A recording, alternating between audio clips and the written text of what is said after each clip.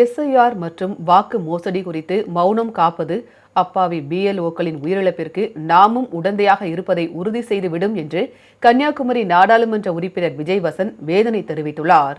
இது தொடர்பாக தனது எக்ஸ் பக்கத்தில் பதிவிட்டுள்ள அவர், எஸ்ஐஆர் பணிச்சுமை காரணமாக உயிரிழந்த பிஎல்ஓ அதிகாரிகள் பற்றிய செய்திகளை பகிர்ந்துள்ளார். தேர்தல் நடைமுறையை பாஜக கையாண்ட விவகாரம் துயரகரமான திருப்பத்தை ஏற்படுத்தியுள்ளதாகவும், அதிக வேலைப்பளுவால் பாதிக்கப்பட்டுள்ள பிஎல்ஓக்கள் அதிக மன அழுத்தத்திற்கு தள்ளப்பட்டு சிலர் தங்களது உயிரை மாய்த்து கொண்டிருப்பதாகவும் குறிப்பிட்டுள்ளார். இதுபோன்ற சம்பவங்களின் உண்மையான எண்ணிக்கை அதிகாரப்பூர்வமாக வெளியே தெரிவதை விட அதிகமாக இருப்பதாக கள நிலவரங்கள் தெரிவிப்பதாகவும் அவர் கூறியுள்ளார். இது ஒவ்வொரு குடிமகனையும் பீதி அடைய வைக்கும் சூழ்நிலை என்று தெரிவித்துள்ள விஜய் வசந்த், இந்த குடும்பங்களுக்கு யார் நீதியை உறுதி செய்வார்கள் என்று கேள்வி எழுப்பியுள்ளார்.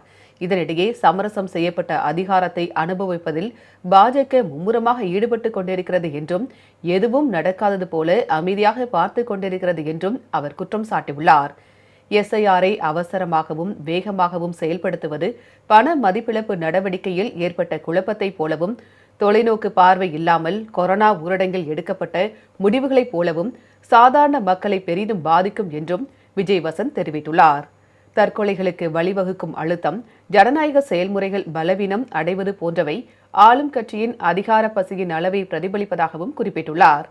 நாம் இன்னும் குரல் எழுப்ப தவறினால் நமது ஜனநாயகத்தின் மீதமுள்ள தூண்கள் உயிர் வாழாமல் போகலாம் என்றும், எஸ்ஐஆர் மற்றும் வாக்கு மோசடி குறித்து மௌனம் காப்பது அப்பாவி பிஎல்ஓக்களின் உயிரிழப்பிற்கு நாமும் உடந்தையாக இருப்பதை உறுதி செய்வதாக அமைந்துவிடும் என்றும் விஜய் வசந்த் அச்சம் தெரிவித்துள்ளார்.